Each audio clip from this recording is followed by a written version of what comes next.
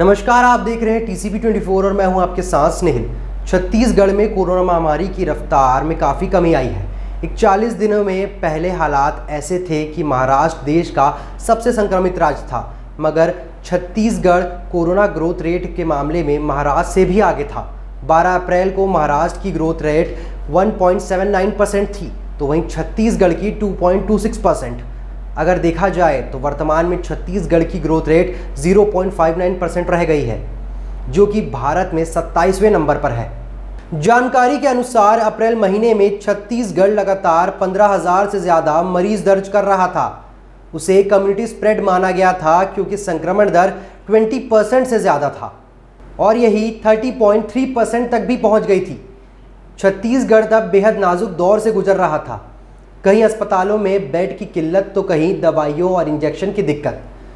अब छत्तीसगढ़ में 5,000 से कम कोरोना मरीज की पुष्टि हो रही है और संक्रमण दर 5% पर सिमट कर रह गया है। वर्तमान में राज्य के 3 जिले सूरजपुर, धमतरी और रायगढ़ में ही संक्रमण का दर 8% से ज़्यादा है, जो कि चिंता का कारण बना हुआ है।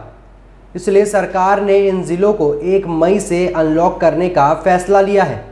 चलिए ग्राफिक्स के माध्यम से समझते हैं कि किन 3 कारणों से छत्तीसगढ़ में कोरोना संक्रमण फैला और इन्हीं वजहों पर कड़ाई बरतने के लिए प्रदेश में हालात सुधरे हैं। छत्तीसगढ़ में कोरोना संक्रमण फैलने के 3 कारण। दूसरे प्रभावित राज्यों से आने वालों की जांच में ढिलाई। बाद में सरकार ने राज्य के बाहर से आने वालों पर सख्ती दिखाई और बगैर टेस्ट रिपोर्ट के नो एंट्री का आदेश लागू कर दिया। साथ ही सीमाओं पर एंटीजन जांच के लिए टीम बैठा दी।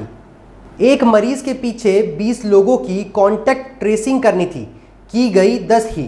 बाद में संक्रमितों की कांटेक्ट ट्रेसिंग बढ़ाई गई। 10 संक्रमितों के संपर्क वाले की जांच में औसतन 3 संक्रमित मिले। बड़े आयोजनों को मंजूरी दी गई, जिससे सभी जिलों के साथ दूसरे राज्यों के लोग भी पहुंचे। बाद में सरकार ने लॉकडाउन का फैसला लिया। 1 जून से अनलॉक होने पर भी आयोजनों पर पूरी तरह से प्रतिबंध रहेगा। पहली लहर के बाद हम सब ज़्यादा लापरवाह हो गए। हमने ये सोच लिया था कि कोरोना चला गया है, लेकिन जैसे ही हम बेफिक्र हुए, दूसरी लहर ने मौतों का तांडव किया। अंजाम क्या हुआ? दोबारा सख्त लॉकडाउन लगाना पड़ा। अब लॉकडाउन में छूट दी जा रही है या अनलॉक किया जा रहा है, तो अब ज़रूरत हमें जागरूक होने की है कि इस समय ऐसे कोई गलती ना दोहराएं कि कोरोना को वापस से मौका मिले। मास्क पहने, 2 गज की दूरी बनाए रखें और नियमित हाथ धोते रहें। लक्षण होने पर तत्काल जांच करवाएं। TCP 24 की bureau report. TCP 24 number 1 growing news network.